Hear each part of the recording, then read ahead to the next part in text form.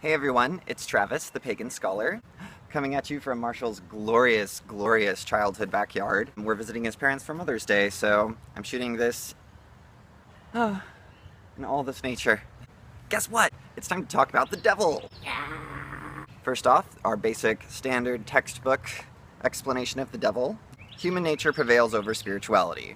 Conditions surrounding Seeker may cause limitations on capability, achievement, and personal growth. This card can indicate incarceration, hopelessness, or pessimism.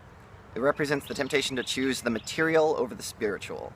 The Seeker soul is in effect chained down by his or her strong materialistic desires. I kind of agree with that. I mean, it's a very basic interpretation and understanding, but I think that my background in philosophy has kind of shifted and warped my perspective of this card, because I think there's a lot more going on than just that. However, before I start throwing all these philosophy words at you and my personal interpretation of this card, let's show you the actual card. Rider-Waite deck, very standard, very typical. You have a devil, or the devil, or something. One hand pointing up, one man with a torch going down, and two people, a woman and a man, chained in front of him. They don't really look like they're suffering or in hell. They just kind of they're just hanging out. They're just chilling. I mean, really. It's a spooky card, but it's not that terrifying, actually. With the fantasy deck, we have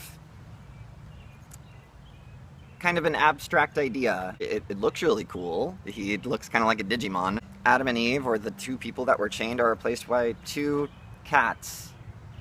There's not a lot going on in this card. I mean, it's cool looking, but there's just not... I feel like this is an instance of losing the actual content of the original metaphor that you were going for. I don't think it's a bad card, it's just, it doesn't have a lot of devil energy to it. And then the Night Sun Tarot, actually not going to show you. I'm going to put a link in the description so you can go find it, but I think that it's a bit too explicit for YouTube. It depicts a devil with breasts and an erect phallus and a goat head, and two satyr children, one taking off a mask and the other one with a mask. And then there's like a beating heart on top of a book. It's cryptic, and it's very hellish, and so this is a very interesting card. I'm not going to put it here for YouTube to get mad at me, but check out the link.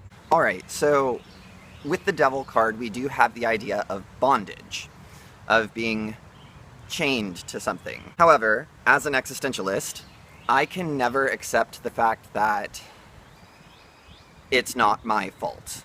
That's like the bottom line of existentialism. Everything is your fault. However, within existentialism, we have the idea of bad faith. Bad faith is best illustrated by an example of a woman on a date. The woman is on a date, a man takes her hand, and she has a choice. She can either leave her hand clasped in his and grip it and acknowledge his advances, or she can withdraw it. And she can say, no, I'm not going to accept your advances. Or, third option, bad faith. She does nothing. This is different from leaving her hand and clasping his. Doing nothing, being in bad faith, means she has transcended the conversation. His advances are not towards her body, but her idea, and so I don't need to make a decision on my hand. I'm just going to leave it there. It's an excuse, and it's living in bad faith because you're not actually choosing or making a decision. The Devil card has a lot of bad faith ideas, because any addiction, any hubris, anything that we are in bondage to, we always ultimately have a choice. I understand there is systematic oppression. There is institutions and societies that systematically oppress other people and put them in bondage. However, as an existentialist, the choice is always there to rise up against your oppressors, to say no, to revolt, for revolution. And so, in a way, the Devil card to me represents bad faith. Mauvaise foi, as the French say. I think another interesting element of the Devil card, we're shifting from French existentialism into German metaphysics and German existentialism with Nietzsche. Nietzsche has set up a dichotomy between the Apollonian and the Dionysian. Yes, Apollo and Dionysus. Familiar territory, right? The Apollonian mentality of society is structure. It's the individual, it is the self, it is the ego, and it's all of these wonderful metaphors that he has. I did talk about this in a NaNoWriMo video, but just a brief overview. It's order. The Dionysian, however, is excess, it's ecstasy, it's the dissolval of the self into the ecstatic masses of revelry and the other, to where self and ego are gone. The Devil card represents that Dionysian moment, that ecstatic, orgasmic energy of just wallowing until your entire being is no more. You are part of the collected whole, and everything is just that gushing, pulsing life. That's also the Devil card.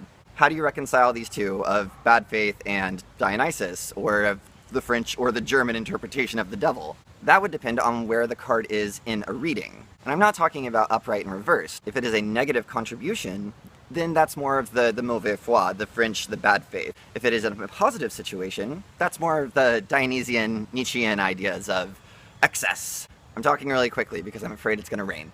However, I will slow down when I am reading this poem by Adrienne Rich. Adrienne Rich is my favorite poet. Period. Flat out, done. Like, favorite one. So, we are going to be reading For the Record. The clouds and the stars didn't wage this war. The brooks gave no information. If the mountain spewed stones of fire into the river, it was not taking sides. The raindrop, faintly swaying under the leaf, had no political opinions. And if here or there a house filled with backed up raw sewage, or poisoned those who lived there with slow fumes, over the years the houses were not at war, nor did the tinned up buildings intend to refuse shelter to homeless old women and roaming children. They had no policy to keep them roaming or dying. No, the cities were not the problem. The bridges were non-partisan, the freeways burned, but not with hatred. Even the miles of barbed wire stretched around crouching temporary huts designed to keep the unwanted at a safe distance, out of sight, even the boards that had to absorb year upon year so many human sounds, so many depths of vomit, tears, slow-soaking blood, had not offered themselves for this. The trees didn't volunteer to be cut into boards, nor did the thorns for tearing flesh. Look around at all of it, and ask whose signature is stamped on the orders, traced in the corners of building plans. Ask where the illiterate, big-bellied women were, the drunks, and crazies. The one you fear most of all. Ask where you were. Isn't she great? Ah! Okay. I'll also post a link to read that because I recommend reading it. I don't really do it justice with my delivery, with my performance, but... So there's a lot of aspects of blame in that poem. Why did I close the book? And I think the Devil card really has a lot to do with blame and with denial. Whenever we're saying that we are in bondage, when something has happened to us, whenever we have a problem or an addiction, we like to externalize it and say, no, it's because of my upbringing, or it's because of my situation, it's because of my surroundings. But sometimes it's inside you. You might be the problem, and it might be your own hubris. And as an existentialist, for me at least, you always have the power to rise above that. You always have the power to take off those shackles and say, I'm better than this, I can do better. Even in the card, the people who are chained, they're kind of chill. They're not really suffering. At any time, they could take their chains off and leave. But we really, really, really don't like to admit that. We don't like to admit that we're the problem. Using the poem as an example, the brooks gave no information. If the mountain spewed stones of fire into the river, it was not taking side. She's using a lot of natural metaphors, and whenever we say, like, it's a natural disaster, what's a natural disaster if there are no people there? If a tornado comes down and nobody is hurt, it's just a tornado. If a tornado comes down and it ravages a city, then we like to blame the tornado, but the tornado wasn't doing anything. The tornado was just being a tornado. Even the boards that had to absorb year upon year so many human sounds, So many depths of vomit, tears, and slow-soaking blood had not offered themselves for this. You know, these external images, these subjects and objects that were really wanting to place blame on and say, this is why I have this problem. That's not true. The trees did not sign up to be boards. You know, the bridges were non-partisan. Like, that's such an excellent line. And that also might have to do with the Moses bridges in New York. There was a social experiment of an architect who intentionally built bridges to keep out buses in a city so poor people couldn't access the parks, but that's getting ahead of itself. The bridges themselves are not political. It was the architect. The architect is the one at fault, not the actual bridges. So I think that there's a lot that we can draw from this idea that what are you placing your blame on? It's a little bit like judgment. You know, where are you seeking validation? Well, with the devil card, it's where are you placing blame and where are you externalizing these things that you would rather not face up to. Okay, but I have another poem in honor of the devil. In honor of the devil. You know, talking about kind of excess and allowing yourself gratuitous amounts of attention and feel-good vibes and things like that. Yeah, I'm going to read you one of my poems. Its title is In Return. Kiss me like Eve kissed Adam, post-eviction, in the desert, thirsty with doubt. I will show you certainty. Point to me like Adam pointed to Eve.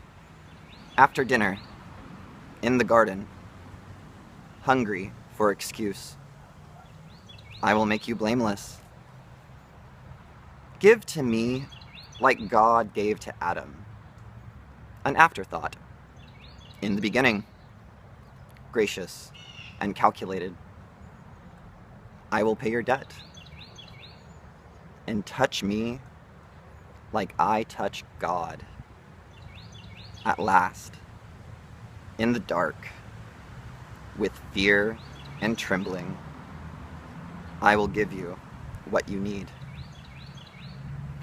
I think that kind of speaks to the idea of, actually no, I am not going to be that pretentious and dissect my own poem to you to explain how it relates to the devil and excess, but yeah, I think that there is a lot of interesting, well-intended lessons to be learned from the devil card. I think it gets a bad rep.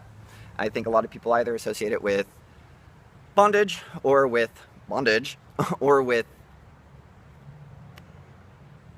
carnal sexuality, rawr, you know, all of these Puritan and Victorian ideas of sexuality, and it's, no, it's all about this inability in ourselves to show up and be our truest self. I mean, it's really easy to be your truest self when things are going well or when you don't have a problem, but if you've got a problem, immediately it's like, no, that's not me, that's somebody else, that's somebody over there, that's an external force working on me. It's like, nope,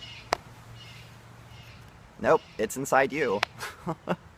I hope this made sense. I did this all very quickly, afraid it was going to rain, and now the sun is out. But I hope you are all having a wonderful, wonderful Sunday.